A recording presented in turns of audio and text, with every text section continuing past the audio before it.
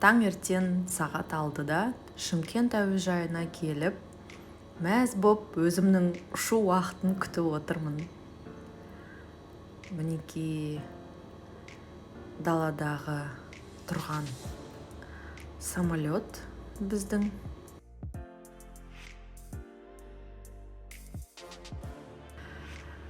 Итак, Астанаға жеттім. Астананың әуежайы просто незабываемое впечатление қалдырды маған.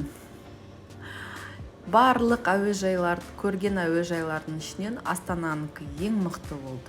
Себебі Астанада осындай жататын орындар бар. Әні қараңыздар, аяғын созып, рахаттанып, спокойно күтіп отырсаң болады өзінің уақытында. Астанада көп емес, 3 сағаттай отырған шығармын күтіп рейсімді, Петербургке рейсті. Мінекей Астанада қар жауып тұр. Уже отыра бергеннен біраз шаршадым. Ол кезде мен әлі білмеймін. Басқа аэропортта бұндай отыратын, не то что жататын, отыратын жер болмайтын. Мінекей уже самолетқа отырдым. Астана, Петербург. Эйр Астанаға вообще қатты мәз болдым, потому что ең комфортный рейс, ең комфортный самолеттар осы Эйр Астанада. Адам көп болмады Петербургке. Москвадан аздау адам келеді екен. Сондықтан вообще кайфпен, қасымда бір әйел бар. Екеуміз кайфпен ұшып бардық. Ұшқан кезде, уже Петербургке жақындаған кезде Ресейдің ауырлау энергетикасын сездім. Қанаттарыңыз мырзалар, біздің ұшағымыз қонуға дайын. Байлар белдіктеріңіз бекітіліп, үсті-шаңғы жиналып, орныңызға қайта көтеріліп тұрғанда көз жеткізіңіздер. Дамы господа, наш самолет готов к посадке. Убедитесь, что ваши ремни пристегнут, столик собран, спинка кресла поднята. Ladies and gentlemen, our aircraft is ready for landing. Please check your seatbelt is fastened, table is stowed. Sit back is the right position. Сонымен Ресейге қонған кезде сразу осы Ресейде қазір болып жатқан жағдайлардың өзінің энергетикасы бар. Біраз қобалжып тұрдым бірінші самолетта, түсінбей жаттым, не болған, неге қобалжып тұрғанымды. Сосын уже аэропортқа келіп, одан кейін отельге барған кезде бәрін түсіндім. Мінекей келесі күні уже азанмен оянып, мен тірліктермен бара жатырмын. ПЦР тесті тапсыру керек болды, себебі мен келген кезде әлі сол QR-код, ПЦР деген нәрселерді шешпей тұрған Петербургте. Ол үшін маған срочный ПЦР тапсыру керек деді. Соны жарты күн емес, енді 2 сағатта іздеген шығармын, қандай жерге баруға болады, қай медпунктқа ма, қай клиникаға. Әйтеуір Құдайға шүкір таптым. То есть маған срочный ПЦР қажет болды да, 2-3 сағатта дайын болатын. Итак, мынау Петропавловская крепость. Петербургтың өзінің басталатын жері, өзінің тарихы басталатын жері.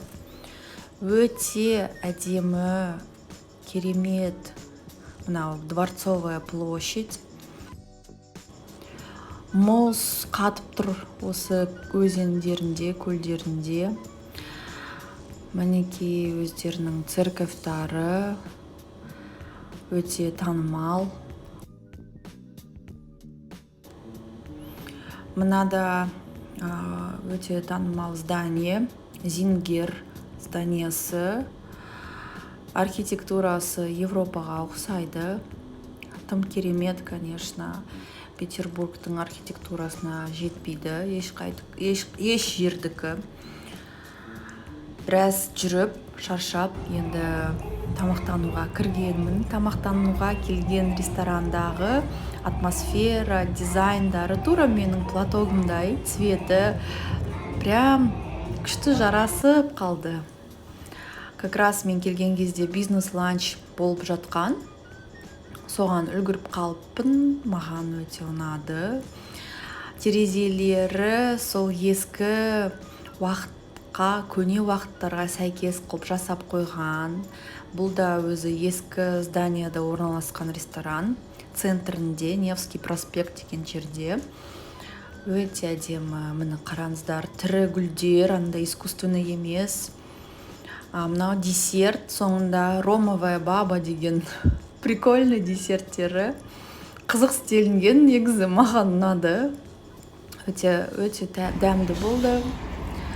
Мінекей уже қайтып бара жатқан кезде біраз қыдырдым сол күні. Міне бір сол центрдегі көшелердің аттарын жаттай алмадым. Көп қой, әртүрлі названиялар жаттай алмайсың, бәрі бірдей сияқты көрінеді бірінші рет көрген кезде көшелерді. Жаттағаным бұл Московский проспект, үлкен көше. И кейін көрсетем сіздерге. И сол Невский проспект. Вот уже таксиге отырып, қайтып бара жатырмын. Петербургтың центрінен шықтық. Қазір Московский проспектке барамыз. Сол Московский проспектпен тіке менің отеліме қарай жетуге болады. Бірінші күні жеңіл киініп, шапкамды алмай, сәл жаурадым. Градусты қараған кезде телефонда 0+1 градусы еді. Что-то мен Шымкенттегі 0 градуспен салыстырғанда вообще әртүрлі екен по ощущениям. Мінекей Москва проспекті. Московский проспектте өзінің үйлері ерекше әдемі. Мысалы, центрде 100 жыл бұрын соғылған үйлер болса, Московский проспектте бұл Сталинкалар үйлер. Сталин уақытында соғылған, міне соның стилінде. Тоже керемет, әдемі. Обычно Сталин үйлерінде биік потолоктар болады, 3-тен асады. Сталин өзі сол архитектураның секреттерін жақсы білетін. Ал мынау менің отелімдегі, номерімдегі көрініс. Бұл уже келесі күн. Азанда таксиімді күтіп отырмын. План бойынша Петропавловская крепостьке тағы да барамын. Уже билетті нормально алып, потому что 4-нен бастап QR-код аномналарды шешіп тастады, алып тастады. Сондықтан сол кез келген музейге кіруге, спокойно кіруге болады. Алдында ПЦР-тест болсын, болмасын, маңызы жоқ, тек российский вакцина ғана болса, кіргізетін еді музейге. Маған вообще повезло, что именно мен келген кезде бәрін отмена жасағанына. Мінекей көшелері. Вот уже біз Петропавл крепостіне кірдік. Соборына уже кіріп шықтым. Енді түрмеге келдім. Тюрьма Трубецкого бастиона аты. Түрмені түсірмей-ақ қойдым. Түрме болғаннан кейін өзінің энергетикасы ұнамайды да маған. 100 жыл бұрын саяси қылмыскерлер отыратын түрме болған. Ал мынау уже музей. Сол жердегі Петербургке арналған музей. Мынау 100 жыл бұрынғы раковина. Сонымен қатар сол ваннадағы заттар 100 жыл бұрын сатылған осылар. Бұлардың бәрі енді ескі емес, новый да, магазины сондай болған. Көрінісі магазиннің. Бұл жерде духи, помадалар неден жасалғаны, составтары белгіленген. Ал мынау поезд. Поезд оригиналға ұқсатып жасалған. Сол 100 жыл бұрын модельдің өзі де ескі. И сол поезд да ескі. 19 ғасырдағы поезд қой. Бұл сол Петропавл крепостінің ауласы. Енді сыртқа шықтым. Сыртта сол әдемі вороталардан өтсен күн шығып тұр. Негізі мен бұл крепостьқа кірген кезде бұлтты еді ауа райы. Шыққан кезде ұзақ уақыт болдым ғой, 2-3 сағаттай болдым ол жерде. Шықсам, бұлттар жайылып, күн шығып, вообще ауа райы керемет болып тұр ғой.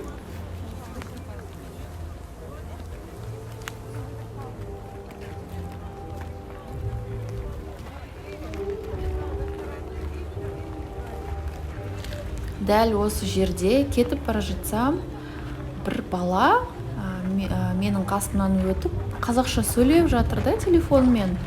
Мен сначала кәдімгідей вообще байқамадым да, норма сияқты қабылдап, сосын өз-өзіме, ой, мен Қазақстанда емес, Петербургтамын ғой, кім ол қазақша сөйлеп атқан деп, артынан барып, танысып, кім екен, қайдан екен біліп, сөйтсем, жас бала ғой, студент, Астанадан, сол жерде Петербургте оқиды екен.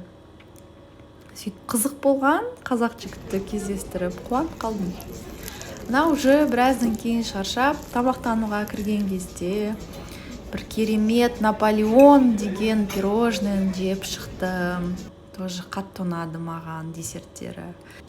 Вот уже қайтып бара жатырмын, айдың шыққаны көрініп тұр, күн отырып, ай шыққан алыстан, анау кішкентай болып, ақ болып көрініп жатыр. Өте әдемі, медленный съемкаға түсірдім, осы көрінсін деп. Доброе утро, друзья. Я проснулась. Я давно проснулась, минут 40 лежала. Загружала видео в Инстаграм. Сегодня 4-й, по-моему, день, как я... Да, 4-й день, как я нахожусь в Петербурге. И сейчас для меня большой сюрприз, какая сейчас погода. Вчера было тепло, солнечно. И очень хочу, чтобы сегодня тоже было солнышко. Вау! Ура! Доброе утро, солнышко. Доброе утро, небо. Доброе утро, Петербург. Какая красота. Здорово. Оторваться не могу от этого вида. И смога особо не видно. Обычно, когда пасмурно, до этого было пасмурно, и такой смог темный-темный лежал над Петербургом. Сейчас такого нет. Круто. Ал енді бұл менің таңғы асым. Уже бәрін жеп ішіп қойған кезде түсіргенмін ғой. Есімнен шығып кетті, қарным ашып тұрған еді. Өте әдемі, кішкене ресторанчик. Тамақтары да күшті, кофесі де маған ұнады. Өте дәмді. Отельдің жұмысшылары, осы ресторанның жұмысшылары, көңілдері ылғи да көтеріңкі, вежливый персонал. Менің Инстаграм парақшамда осы Петербургке барған саяхатымнан көптеген видеолар мен суреттер, актуальный стористе бар. Әдейі сол Инстаграмға арнап түсірілген видеолар, сол жерден көре аласыздар. Сонымен қатар, осы Ресейден алған әсерім жайлы, маған тиген әсері, өзімнің ойларымды басқа видеода тағы да түсіріп айтып беретін шығармын. Енді мен Лето деген сауда үйіне бара жатырмын. Ол жерде суретке түсірген жоқпын. Адам көп екен, сонымен қатар көп бутиктер уже жабық еді. Ресейдегі жағдайға байланысты қазір Mango, H&M деген сияқты фирмалар жабылып жатыр. Одан кейін центрге шықтым, біраз қыдырып шығуға, қаланы видеоға түсіруге, өзінің архитектурасын тағы да бір рет көріп шығайыншы деп қимай шыққанмын ғой.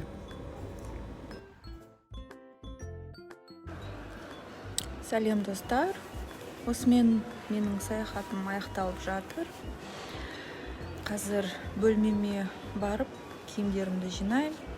Содан кейін әуежайға барам. Ішімде қуаныш сезімі бар. Себебі үйге оралғым келіп тұр. Ресейде Ресейдегі саяхатым оңай емес, сонымен қатар қызықты, терең, әрі бақытты өтті. Өте көп түрлі сезімдерді қабылдадым. Келгеннен бастап не бір нәрсені сездім ғой. Осы видеода айтылған шығар, видео барысында. Ал енді қуанышты жүрекпен үйге қайтып жатырмын. Құдайға шүкір. Аман есен жетіп алайын. Обычно бір жерге барған кезде басқа қала болсын, басқа ел болсын, маңызы жоқ. Күтіп отырасын, вот, жақында кетемін, аз қалды уақыт деп күтіп отырасын. И потом уже саяхатқа келгеннен кейін, сосын үйге қайтамын, аз қалды деп үйіңді армандап отырасын, сағынып. Сол сияқты мен қазір менің кетуіме дейін 2-3 сағаттай бар. Үйімді сағындым, қатты Шымкентімді сағындым. Білмеймін, осылай сағынғаным соңғы рет. Осыдан бірнеше жыл бұрын Алматыға 1 айға барған едім. Сол 1 айдың ішінде Шымкентті соншалықты сағынғаным, қайтқан кезде жердің бетін сүюге дайын болдым. Шынымен. Сол сияқты мен қазір Ресейде 1 ай емес, 5-6 күн болып жатқан шығар. 1 апта енді былай грубо алған кезде. Осы 1 аптаның ішінде Қазақстанды соншалықты сағынғаным, Шымкентімді құшақтағым кеп тұр ғой Шымкентті. Бұл жер суық, бірақ маған қаланың өзінің эстетикасы, сұлулығы ұнады. Себебі бұл жерде тарихи жер болғандықтан архитектурасы тым керемет. Осы видеода көріп тұрсыздар. Осыдан 100 жыл бұрын соғылған үйлер, түрлі шедеврлер, конечно, көзге жағып тұрады, жүрегіне де жағып тұрады. Осының бәрі маған ұнады. Музейге барып келгенімде үлкен әсер алдым. Содан собор, Петропавловский соборды көріп шықтым. Осы Петербургте өткен тренингке бардым ғой, психологтарға арналған. Ол жерде тым керемет болды. Осы тренерге риза болдым, дайындығына, бәрін керемет өткізді. Енді сол Шымкентке қайтып баратқаныма бақыттымын. Шымкентті сағынғаным, енді білмеймін, сөз жоқ, конечно. Петербургтегі атмосферасы, вообще Ресейдің атмосферасы негізі қызық болды. Самолеттан отырғаннан бері осы энергияны сезіп тұрдым. Басында ауырлау энергиясын сездім. Кейін уже келесі күні келген кезде нормально, жай өзіме келе бастадым. Басында тағы да ПЦР тапсырған кезде, ПЦР тесті міндетті түрде тапсыру керек болды. Ауыр алады екен сол анализді мұрынның түбіне тығып тастайтын сияқты да, солардың нелерін, таяқшаларын. Сөз жоқ ауырғаны. Ұнамады, прям дискомфорт болып кетті. Бізде олай қатты неғымайтын сияқты, қатты ауыртпайтын сияқты. Содан кейін уже 4-не бұл жерде QR-кодпен жүруді алып тастады. Құдайға шүкір, потому что оны алмаса, менде анау уколым жоқ қой. Уколымды істемегендіктен, мысалы, бассейндеріне, спа салондарына барамайтын едім. Ал QR-кодты өшіргеннен кейін барып келдім. Тым рахат екен, спа салондары күшті. Бірақ қазір маған біреу тағы да 1 аптаға қаласың ба? Біз саған отельді, спа процедураларды, саяхаттарды, қалаға түрлі экскурсияларды бәрін төлеп береміз. Қаласың ба десе, жоқ, қалмаймын дейтін едім. Үйге қайтамын, Шымкентіме оралғым келіп тұр деп айқайлайтын едім. Потому что бұндай суыққа үйренбеген екенмін мен.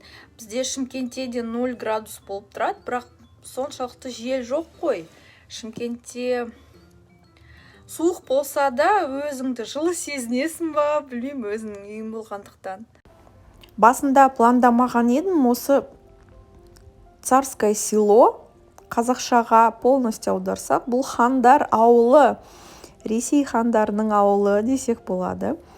В общем, басында барар алдын Петербургке осы жерге де келем деп ойладым да, бірақ Петербургке келген соң қатты шаршап, қойшы бармай қоям дедім. И соңында уже аэропортқа уақытым аз қалған кезде бара салайыншы дедім, потому что рейске дейін уақыт бар тұғын. 2 сағаттай бос уақытым бар еді регистрацияға дейін. Міне осы хандар ауылына келдім. Бұл жерде 2 дворец бар. Екатерининский дворец и Александровский дворец. Ну-ка.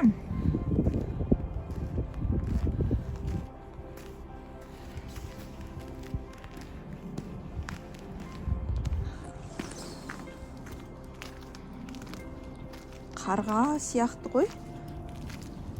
Үлкен қыз. Охо, какой снег. Кәдімгі қыз.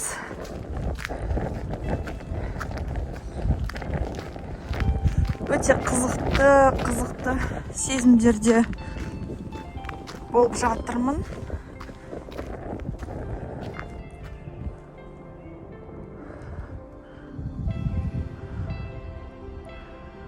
Мынау мосттан біраз қорқады екенмін. Ана жерге барам қазір. Екатерининский дворецте үлкен очередь екен. Тек 2 сағаттан кейін босайды. Гидтер. И мен ойға барғым келген жоқ негізі. Александровский дворецке барғым келді. Бұл жерде бос группалар бар тұғын.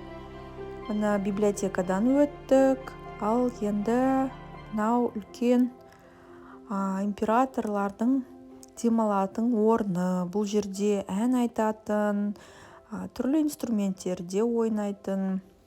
Сонымен қатар әйгілі әншілер осында өлең айтатын. Бұл императрицаның суреті. Бұл суретте оның жасы 32-де. Есіктері биік, потолоктары тым биік. Дворец өте әдемі.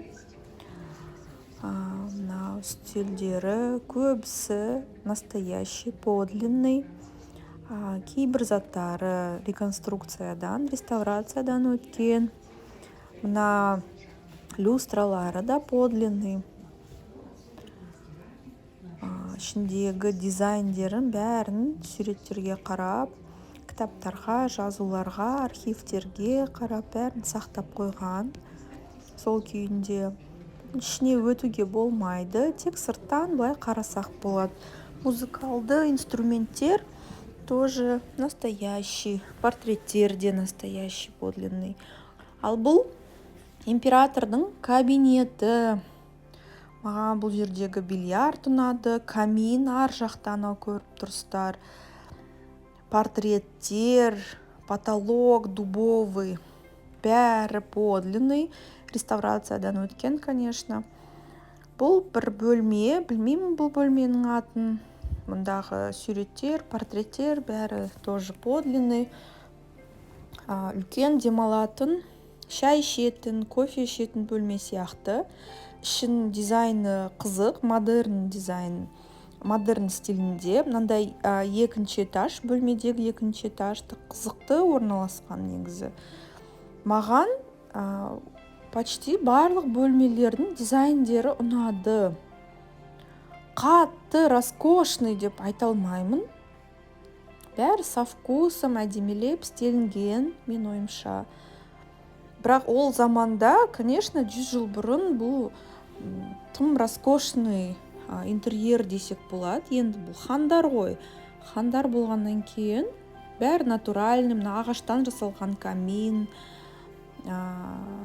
суретшілер, әйгілі суретшілер бұлардың портреттерін салатын, суреттерді, картиналарды сыйға беретін. Міне шай ішетін жер, кофе ішетін жер. Өте әдемі, көп заттар. подлинный тоже. Мынау мелочьтар бар ғой. Статуэткалар, сувенирлер, вазалар. Бәрі подлинный. Есіктері, конечно, реставрациядан өткен.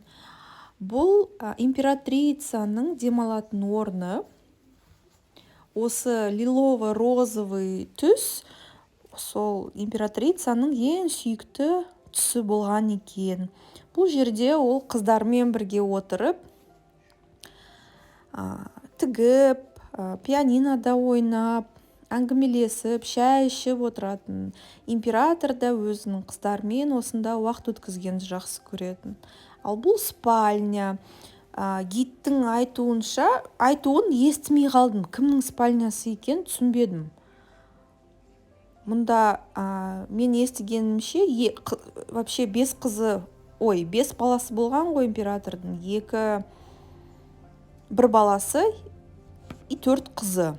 И, в общем, қыздары екеулеп бөлмеде тұрған. По-моему, осы қазір көрсеткен бөлме ол 2 қыздың бөлмесі. Ал мынау бассейн. Император ең қатты спортпен айналысатын император Николай II болған. Кажется, қай император екен айтпаппын ғой. Ой, какой красивый камин, қараңыздар. Турниктері бар. В общем, Николай II өзінің денесіне, денсаулығына қатты қарап жүретін.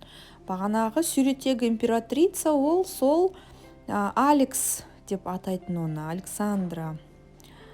Николай II-нің әйелі. Сол кабинет, Николайдың кабинеті. Терезелері маған қатты ұнады. Ағаш терезелер деген вообще роскошь қой қазіргі заманда. Бәрі пластик болып кеткен. Осы императордың кабинетінде көптеген елдің саяси сұрақтары шешілетін. Осы жерде соңғы күндерін өткізген императорлар. Соңғы күндер болғанда Екатеринбургке кетер алдын. Екатеринбургте оларды расстрелден өткізген. Сол расстрелге дейін ұзақ уақыт осы дворецте тұрған. Александровский дворецті қатты жақсы көретін. Постоянно место тұратын үйлері болған. Енді мәз боп аэропортқа қайтып жатырмын. Көрген Александровский дворецтен үлкен әсер алдым. Негізі көптен бері армандап жүрген саяхатым болған осы Петербургке келу. Енді үлкен қуанышпен пландарымды орындағаныма мәз боп қайтып бара жатырмын. Аэропортқа сол Царский селодан Хандар ауылы күшті естіледі. Аэропортқа дейін аз уақыт, 10 минутта, 15 минутта жетуге болады. Пулково, сол Санкт-Петербургтегі аэропорт. Күтіп отырмын рейсімді. Шаршап отырмын біраз. Бірінші Петербургтен Москваға барам. Москваға келдім Петербургтен. Енді Москвадан Алматыға, сосын Алматыдан Шымкентке, құдай қаласа. Все, мен Алматыдан регистрациядан өтіп, Шымкентке ұшатын самолетқа отырдым. Менен бақытты адам жоқ шығар қазір. Вся ручная кладь должна быть.